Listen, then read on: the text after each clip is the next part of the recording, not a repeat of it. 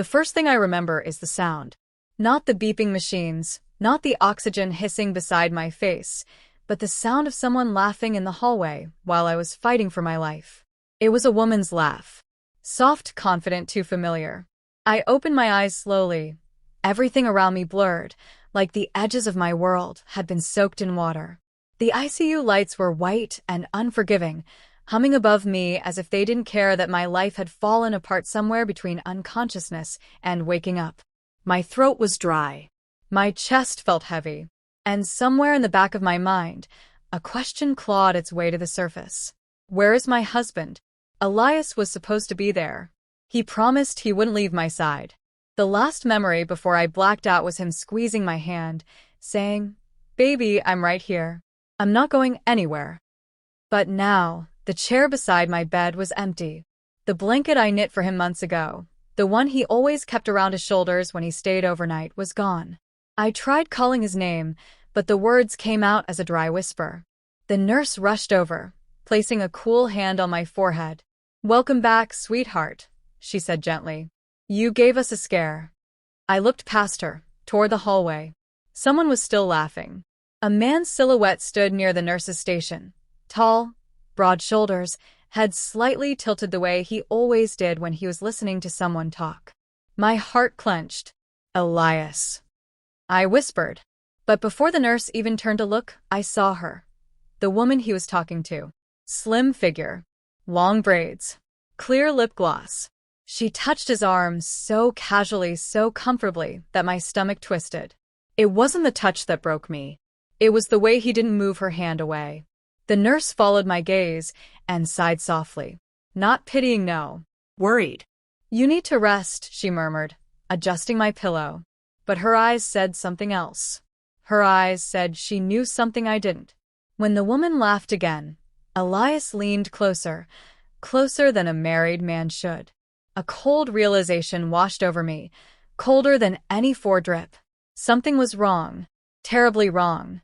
My voice shook. "Can you tell him I'm awake?" The nurse hesitated. Actually hesitated. And in that tiny pause, my world started unraveling. Why was she hesitating to call my own husband?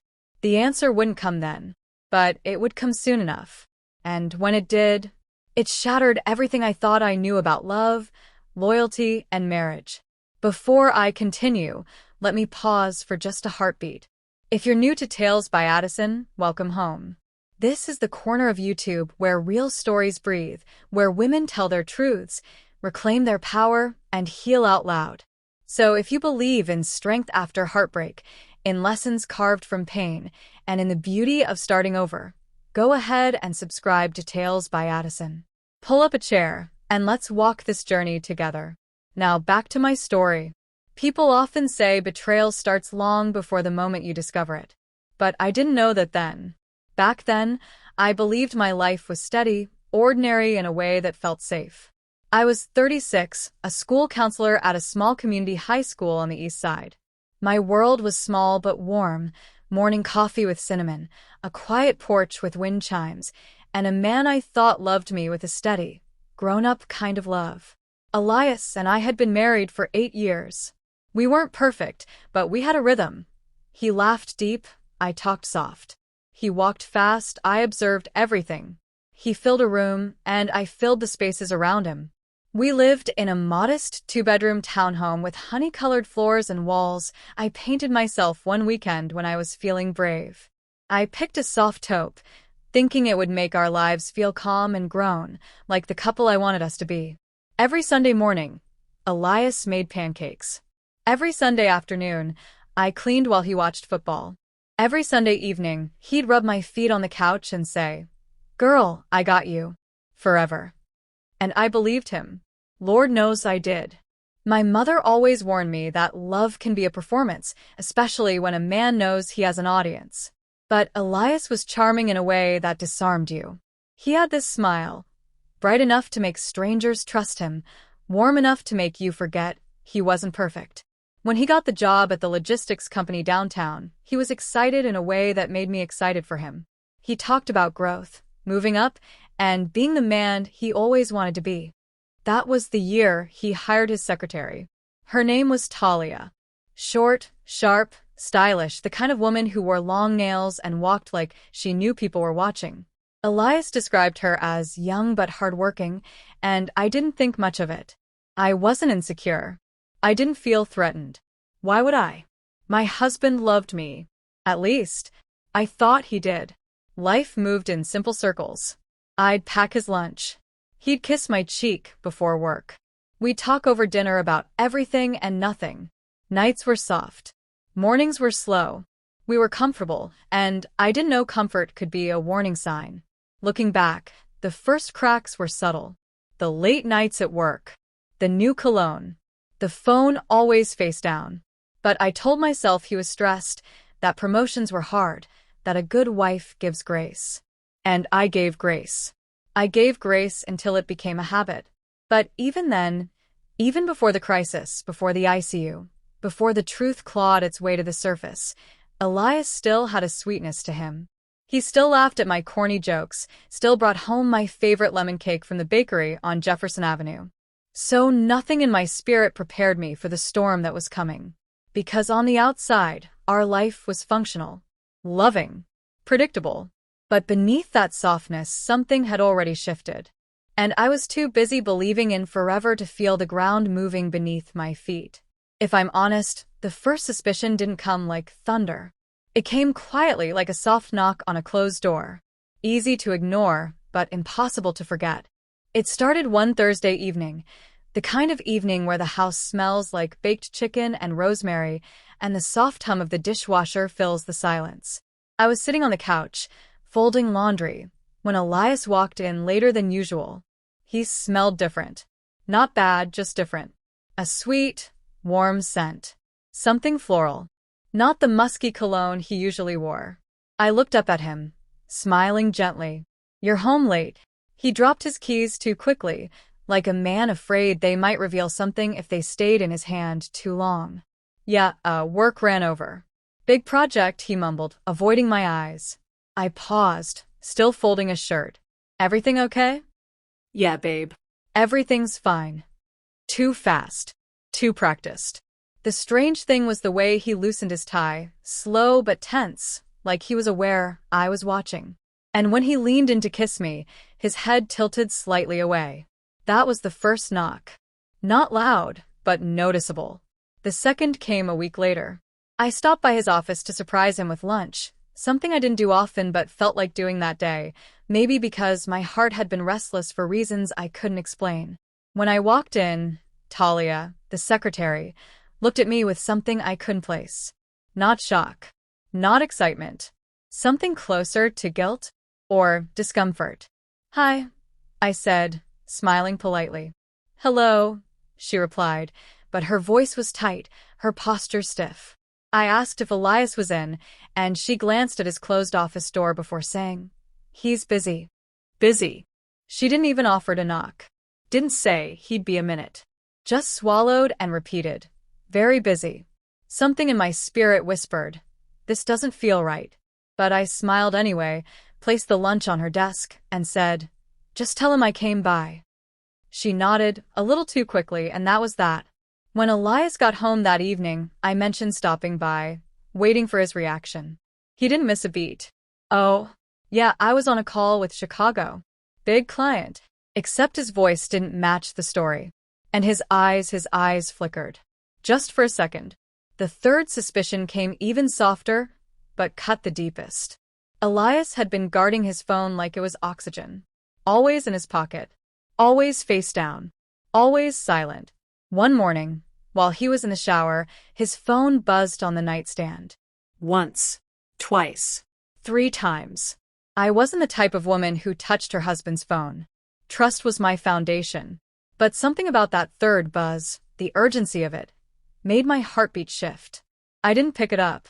I just leaned closer enough to see the notification light up the screen. "Good morning, my love. Hope you slept well." No name. Just the message. My blood ran cold. When Elias walked out of the bathroom, towel around his waist, he saw me near the nightstand. For the first time in our marriage, he snatched his phone so fast it nearly slipped from his hands. Why are you standing over my phone like that? He asked sharply. The tone.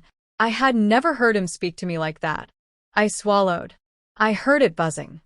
It's work, he snapped. Work. At 6:17 in the morning. With a message that warm? He must have seen the hurt flash across my face because he softened immediately. Baby, I'm sorry. I'm just tired. This project is killing me. I nodded slowly, letting the explanation wash over me even though it didn't make a dent. Tired men don't guard their phones with fear. Tired men don't smell like floral perfume. Tired men don't come home with smiles they didn't leave the house with. A quiet ache settled in my chest when I tried to ignore. Women always feel the truth in their bodies long before it reaches their eyes. But I pushed it down, gave grace. Again. Because when you love someone deeply, suspicion feels like betrayal, even when you're the one being betrayed.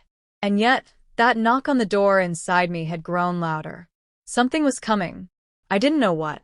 I didn't know when. But I felt it, like thunder rumbling beneath a clear sky. People think betrayal announces itself with fireworks, slammed doors, screaming matches, broken glass on the floor. But mine arrived quietly, like a ripple spreading across still water, widening, deepening, until it swallowed everything I thought I knew. It began with pain, a sharp, twisting ache in my lower abdomen one Saturday morning. At first, I thought it was stress. I had been carrying too much heartache in silence. But the pain grew teeth, biting deeper, making me double over near the sink. Elias, I called out, breathless. Something's wrong. He was in the living room, scrolling his phone with the screen angled away from me, a posture that had become his new normal. When he walked in and saw me clutching my stomach, his face paled. What happened? I don't know. It hurts. I feel dizzy. For a moment, just a moment, I saw my old husband again. Concern softened his eyes. He grabbed his keys, helped me walk to the car, and kept saying, "It's okay, baby. I got you." I held on to those words like they meant something. By the time we reached the hospital, sweat had soaked through my shirt. The fluorescent lights felt too bright. The sounds too loud. I was numb except for the pain tearing through me. They rushed me into the ER. Elias filled out paperwork. A nurse pressed cold fingers to my wrist. The pain grew worse. My body trembled. I remember hearing the doctor say, "Her appendix is close to rupturing. Prep her for surgery now." I remember Elias leaning over me and whispering, "You're gonna be fine. I'll be right here." I remember darkness swallowing me whole. When I woke up, the world was soft and blurry, like someone had wiped the edges of reality with their thumb. I was in the ICU, monitors beeping steadily beside me. A thick bandage tugged at my side with every breath. I was alive. Exhausted, but alive. I blinked slowly, adjusting to the room, the sterile smell, the soft hum of machines, the faint echo of footsteps outside. I wanted water. I wanted reassurance. I wanted my husband, but his chair was empty. His blanket was gone. His presence gone. My throat tightened. Tears stung my eyes before I even understood why. Elias promised he wouldn't leave. I whispered his name, but the sound barely escaped my lips. That's when I heard it. A woman laughing in the hallway. A light, confident, too familiar laugh. I turned my head slowly. Through the narrow glass window, I saw two silhouettes. One tall, broad-shouldered, the other slim with long braids cascading down her back. My heart stumbled. No. No. Not her. Not Talia. But there she was, touching his arm as if she belonged there, as if I didn't exist. Elias leaned closer, not in a way a married man leans toward a coworker, but in a way that made my stomach curl in on itself. I felt the betrayal before my mind even processed it. The nurse walked in, her smile gentle but her eyes avoided mine. "You're awake," she said softly. My voice cracked. Where is my husband?" She hesitated. A tiny pause. A hesitation that felt like a blade sliding into my chest. "He stepped out for a moment," she said finally. "He's in the hallway." In the hallway. With her. She adjusted my pillow, checked my fluids, all while that laughter. That woman's laughter seeped under the door like poison. "I want to see him," I whispered. The nurse pressed her lips together, nodded slowly, and walked out. I watched through the window as she approached Elias. He straightened, slipping his arm away from Talia, though she didn't seem embarrassed. If anything, she smirked, a quiet, victorious little curl of the lips. The nurse whispered something to him. His shoulders tensed. He looked toward my room with a flash of discomfort. Then he kissed Talia's forehead. Right there. In the hospital. Outside my ICU door. My soul cracked. Not the kind of break that comes with shouting. The quiet kind. The numb kind. The kind that makes you realize the person you trusted most never deserved the softness you gave them. When he finally walked into my room, his face was tight, lips pressed together like he was bracing himself. "Hey," he said quietly. "Hey." My voice trembled. "That's what you have to say?" He glanced away. "I didn't know you were awake." "You didn't know your own wife was awake," I repeated, disbelief trembling in my voice. "But you had time to." My throat closed around the words. "To kiss another woman. To let her touch you. To stand there smiling while I lay between life and death." He sighed, annoyed. "Let's not do this here." "Do what?" My voice rose for the first time. "Acknowledge that you're cheating on me?" His jaw clenched. "Lower your voice." "My voice." I whispered harshly. "My voice is the problem here?" He rubbed the back of his neck. "Listen, I didn't want you to find out like this." "Find out what?" I asked, though the answer was already tearing its way into me. He swallowed hard, avoided my eyes, shifted his weight from one foot to the other like a guilty child. "Elias," I whispered. "What did you do?" He finally met my gaze, and with a voice heavy with shame or arrogance, "I still don't know which," he said. "I married her." The room fell completely silent.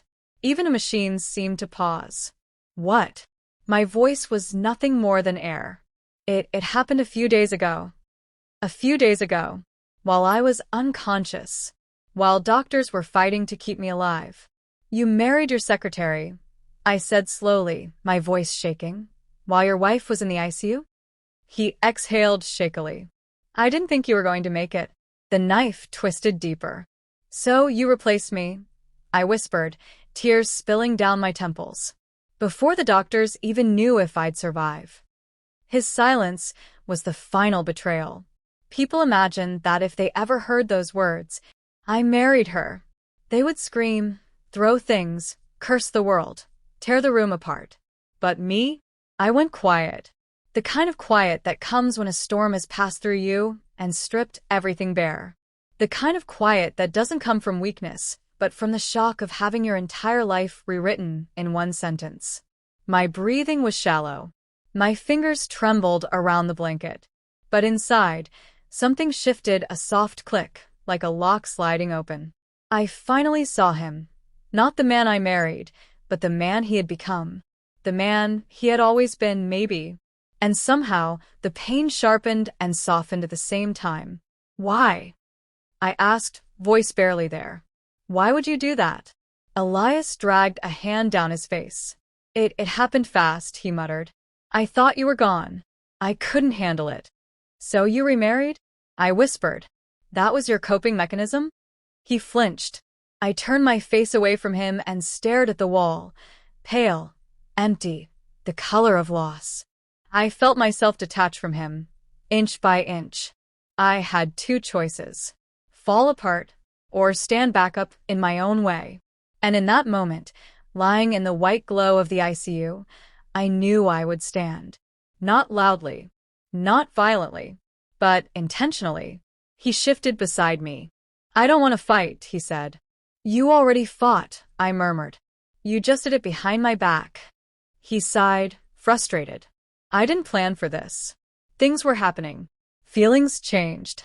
Feelings changed. The words hit harder than the betrayal. I closed my eyes, steadying my voice. "Elias, when did it start?" He hesitated. That pause told me everything. He didn't have to confess. The timeline was etched all over his silence. "It doesn't matter now," he whispered. It matters to me, I said quietly. But he didn't answer. And that was when I stopped asking questions. You can't force truth from someone committed to lying. When he left the room, saying something flimsy like, "I'll be back later," the nurse walked in. Her eyes were soft in a way that made my throat tighten. "You don't deserve this," she said gently. I nodded, unable to speak. She placed a warm hand on my arm. "Focus on healing. Your strength will return faster than you expect." Strength. It felt like a foreign word at that moment, but she said it with such certainty that part of me believed her. For the next few hours, I lay there quietly, letting the beeping machines fill the space Elias used to take up. I thought about our first date, our wedding vows. Every moment, I mistook comfort for commitment. Every time I gave grace he didn't earn. By the time the hallway lights dimmed for the night shift, I had made a decision. A slow, steady, grown woman decision. I would not beg. I would not grovel. I would not break myself open to prove my worth. I would reclaim my dignity, piece by piece, starting with the simplest step. I sent him a message. Not angry. Not dramatic. Clear. "Please don't bring her back to this floor. I need peace to recover." He didn't reply. But 20 minutes later, I heard the elevator ding. Then silence. He left. Good. The next morning, I asked the nurse something that felt strange even to my own ears. "Can I see the discharge planner?" She raised an eyebrow. "You're still healing, sweetheart." "I know," I whispered. "But I want to understand my options." She nodded, understanding more than I said. "I'll get her." When the discharge coordinator arrived, I asked calm, steady questions. "How long until I can stay with family? Can I recover at home without a spouse? What kind of support do I need for the incision? What are my follow-up appointments?" Every question pulled me further away from Elias and closer to myself. Plan by plan, step by step, I felt a quiet power rising, the kind that comes when you stop waiting for someone to choose you. Later that afternoon, Elias returned. Alone. He stood at the foot of my bed, looking unsure, like a man who expected fireworks but instead got rain. "We need to talk," he said. "No," I whispered. "We need distance." He blinked. "Distance." "Yes," I answered gently. "You made your choice. Let me make mine." He opened his mouth, closed it, then rubbed his jaw. "You're being cold." Cold. I almost laughed. But instead, I breathed deeply and said, "I'm being clear." He looked at me for a long moment. Really looked. Maybe for the first time in years. His shoulders dropped as if the weight of his new reality finally settled onto him. "You're not leaving me," he said softly, almost like a plea. I met his eyes. "I already did," I whispered. "Not physically, not legally, but emotionally." The moment he told me he married someone else, I left that marriage too.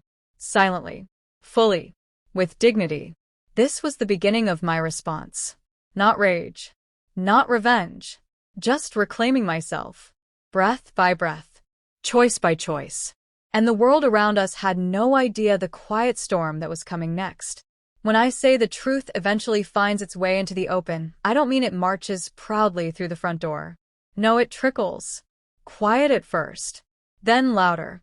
Then unstoppable. My truth began leaking the moment Elias told his mother I was awake. She was the kind of woman who wore elegance like perfume, subtle, strong, unforgettable. And despite her son's flaws, she loved me. Not the in-law politeness love. Real love. So when she walked into my hospital room 2 days later, her heels clicking sharply against the linoleum, I knew something was different. She didn't greet me with her usual warm smile. Instead, she stood at the side of my bed, eyes fierce, jaw tight. "Baby," she whispered. "Is it true?" My heart squeezed. Is what true? That my son married that girl. She didn't even call her by name. That girl. I closed my eyes, inhaling deeply. "Yes, Mama. He did." She sat down slowly, as if the truth had knocked the strength right out of her. She took my hand and shook her head with disbelief. "While you were here, fighting for your life?" I nodded, blinking away tears. She whispered something in Yoruba under her breath. A prayer, a plea, a curse, I couldn't tell. Then she stood up abruptly. "Where is he?" she demanded. "In the waiting lounge," I murmured. She didn't say another word. She turned, and the hallway practically trembled beneath the sharp rhythm of her steps. Now, let me tell you, I have never seen Mama Adele in full fury before. But everyone on that hospital floor saw it that day. At first, all I heard were raised voices. Then louder. Then echoing. "You disgraced me. You disgraced your wife. You disgraced your home." Her voice bounced off every wall of that corridor. Every nurse, every visitor, every staff member froze. People peeked over their phone screens. Someone gasped. Someone whispered, "What happened?" No one needed details. The words, "your wife," and "that secretary" spread like wildfire. My chest tightened, not with embarrassment, but with relief. For once, I wasn't carrying the burden alone. A nurse slipped into my room, wide-eyed. "Your mother-in-law is going to destroy him." I lowered my gaze. "Let her." Then I heard something that made my breath catch. A man's voice. "Elias. Mama, please. Don't mom me. Have you no shame?" she thundered. "Marrying a girl young enough to be your niece while your wife is here dying?" She wasn't dying. You thought she was. That makes it worse. Silence. Thick, suffocating silence. People began crowding the hallway. Talia wasn't with him. Good. She could hide behind her new ring. A few moments later, the double doors swung open. I didn't plan to look, but something made me turn my head. Mama was dragging Elias by his wrist like a child who'd misbehaved in church. His head was lowered, shame dripping from him like sweat. When their eyes met mine through the glass window, something inside him cracked. His shoulders slumped. His guilt was visible, raw, and unfiltered. Mama pushed the door open and walked straight to my bedside. She cupped my face gently with trembling hands. "I am so sorry," she whispered. I let a tear slip down my cheek. "It's not your fault." She shook her head violently. "I raised him. I should have done better." Behind her, Elias lingered near the door, unable to step inside. He looked at me like he didn't recognize me anymore, like I had become someone new. Someone he didn't know how to approach. "Can we talk?" he muttered. I didn't answer. Mama turned to him sharply. "Talk. Talk. After what you did. You should be thanking God." She even looked at you. He pressed his fingers to his temple. "Mama, please. Get out," she said firmly. He froze. What? Get out. Let her heal in peace. He stared at her, then at me, and something inside him seemed to fold inward. He nodded stiffly and left. The door closed behind him with a soft, final click. Mama sat beside me again, smoothing my hair the way only a mother could. "Baby," she whispered, "you don't have to go back to that house. My home is open to you. You are my daughter." And for the first time in weeks, I felt something warm bloom in my chest. Not love, not hope, but safety. But the public consequences didn't end there. Word spread among our church members within hours. By the next day, the group chats were buzzing. "Did you hear? Elias did what? With who? She married him? She's only been there 18 months. And his wife is in the hospital." I didn't rejoice in the gossip. That's not my spirit. But I sat with the quiet truth. Some betrayals expose themselves. Some betrayals don't need revenge. Some betrayals punish the betrayer all on their own. The nurses treated me gentler. The hospital chaplain stopped by to pray with me. Even strangers offered words I didn't expect. "You're stronger than you know. You're handling this with grace. You deserve better." Every voice became a thread, stitching me back together. Meanwhile, Elias didn't come back to the hospital. Cowardice or shame, I don't know. But I learned something important. When people show you who they are, the world sees it too. And just like that, the public consequence became a turning point. Not for him. For me. Because humiliation didn't break me. It revealed me. I can't tell you the exact day people started whispering. Maybe it began with the nurses in my ward. Maybe it was the pharmacist who saw both my name and Clara's name tied to the same man.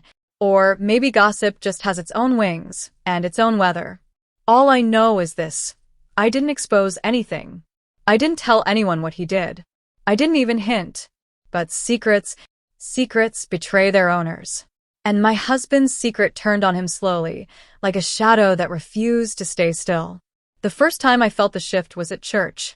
We had always been known as the quiet, respectable couple. People greeted us with warmth, sometimes even admiration. But the Sunday I returned after my hospitalization, the air felt different. Some smiled tightly. Some hugged me, but their eyes lingered too long on my face. Some avoided my husband completely. We sat together on the pew, but the space between us felt wide enough to hold a broken marriage and all the unspoken truths inside it. During the sermon, I watched him from the corner of my eye. He looked restless, his leg bouncing lightly, his eyes scanning the room as if he was searching for someone who still saw him the same way. No one did. He didn't know they knew, but I could tell. People's pity has a smell, soft, sad, almost metallic. And that day, the whole church smelled like pity. Not for him. For me. A week later, Clara's own quiet consequence began. She worked as a junior admin staff in a medium-sized firm where everyone knew everyone's business without trying. And though my husband tried to hide the wedding, paperwork leaves fingerprints. HR records leave trails. A coworker, who also attended our church, recognized my husband's name. She connected the dots. She whispered to someone. That someone whispered to another. And just like that, Clara went from being the sweet young secretary to that woman who married a man with a wife in the ICU. No one confronted her. No one insulted her. People were simply cold. Colleagues stopped offering her breakfast. They stopped inviting her to eat lunch at their table. Even the supervisor, who once praised her creativity, now addressed her in a clipped, formal tone. She complained to my husband about it, loudly, over the phone, thinking I couldn't hear. But apartments have thin walls, and betrayal sharpens your senses. They're treating me like I'm a homewrecker, she cried one night. There's nothing wrong with what we did. She was basically dying. My husband didn't defend her. He just sighed, a long, heavy sigh of a man realizing his choices had become heavier than he could carry. My in-laws didn't say anything to me directly. They didn't need to. Their distance was loud. His mother, who once called every week, became suddenly busy. His sister, who used to send me random voice notes, sent none. And him? He felt the chill from his own family. He came home one evening with his shoulders dropped, moving around the house like a man who had lost some invisible argument. My mother, she asked about you today, he said quietly. Did she? I responded. He hesitated. Yes. She asked how you are, and then she asked why I didn't stay with you through the whole hospital stay. She said people were talking. I nodded slowly. I didn't ask what he told her. I didn't need to. When shame hangs on a person, you can hear it in their footsteps. And his footsteps were tired. The thing about quiet consequences is that they don't explode, they decay. Every day, his face seemed a little older, his voice a little softer, his confidence a little thinner. People didn't accuse him. They simply withdrew the respect they once gave freely. Neighbors who once waved enthusiastically now gave curt nods. Men he once admired no longer invited him to weekend gatherings. Women who once praised our marriage now avoided eye contact with him. He felt it. He didn't talk about it, but he felt it. One night, as we sat in the living room, keeping our distance but sharing the same silence, he said quietly, I didn't think things would turn out like this. The words trembled. Not a confession, not an apology, just a tired acknowledgement. I didn't respond. I didn't need to comfort him, and I didn't want to wound him. His pain wasn't my responsibility. Some think justice arrives loudly, slaps, shouting, broken plates. But sometimes justice is quiet.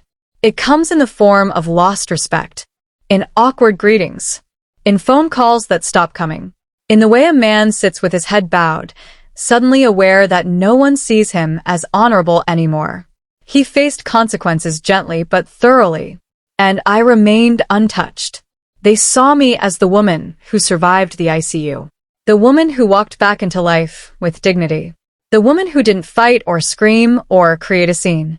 If anything, the quiet town lifted me gently while it let him sink in silence. That is the thing about dignity. It speaks louder than revenge. Healing didn't come to me suddenly. It didn't rush into my life with fireworks or dramatic breakthroughs. It arrived slowly, quietly, like dawn easing its way across the sky, one soft line of light at a time. And maybe that's why it lasted. Because it wasn't forced. It wasn't performative. It wasn't rushed by anyone else's expectations. I healed at my own pace. One morning, a few weeks after the whispers started, I woke up and realized something simple but powerful. I didn't owe anyone my suffering. I didn't owe my husband my resentment. I didn't owe Clara my anger. I didn't owe society a show of forgiveness. And I didn't owe myself the burden of reliving the betrayal every day. I deserved peace. I deserved joy. I deserved softness. I deserved a life that felt like mine again. So that morning, I stood in front of the mirror, still thin from the illness, still healing, but I saw something new in my reflection. I saw a woman who survived, not just physically but emotionally, and that survival was my first source of strength. Leaving wasn't dramatic. There were no shouting matches, no receipts thrown on the table, no accusations hurled through the air. I simply told him, in a calm, steady voice, I'm choosing myself. He sat on the edge of the couch, hands clasped tightly, staring at the floor. He nodded slow, almost too slow. I understand, he said, voice barely above a whisper. It wasn't an argument. He didn't beg. He didn't protest. He accepted it the way a tired man accepts rain on a long walk home, quietly, without complaint. Maybe guilt softened him. Maybe shame humbled him. Or maybe he knew, deep down, that this separation wasn't punishment. It was inevitability. I packed gently. Only the essentials. My clothes. My keepsakes. My grandmother's Bible. A framed picture of myself on my college graduation day. The last day I remembered feeling entirely certain of who I was. As I zipped the final suitcase, I felt something unclench in my chest. Not relief. Not victory. Just space. Space for myself. Space for air. Space for life. My sister welcomed me like she'd been waiting with open arms long before I knocked on her door. She didn't ask unnecessary questions. She didn't pry. She simply hugged me, made me tea, and said, You're safe here. Rest. In her home, I found something I didn't expect, stillness. Morning sunlight poured through her bright curtains. Birds chirped outside her window.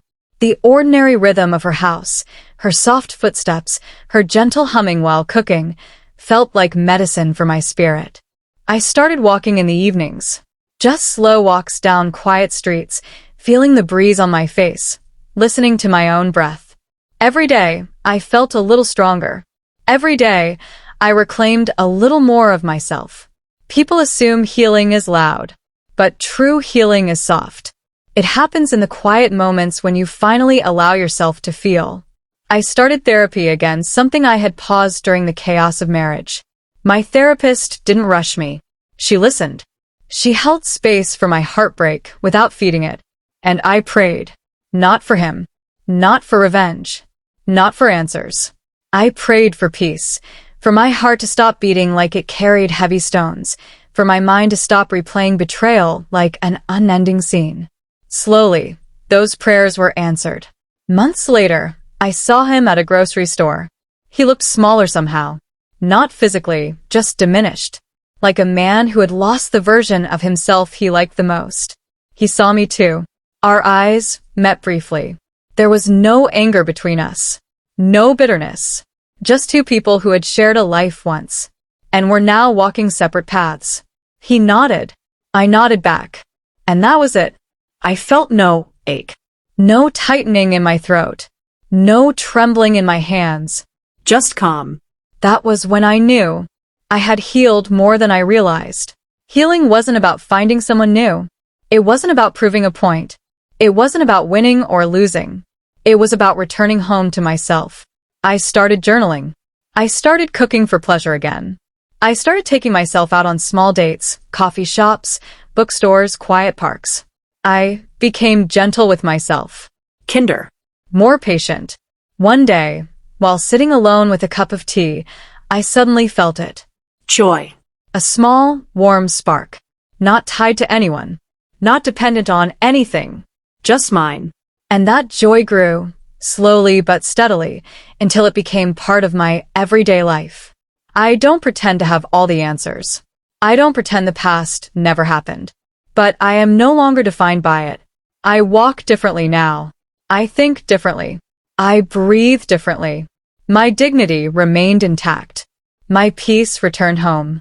My spirit rebuilt itself quietly, beautifully, deeply.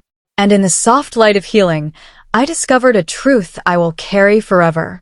Sometimes the greatest victory is simply choosing yourself and walking away with grace.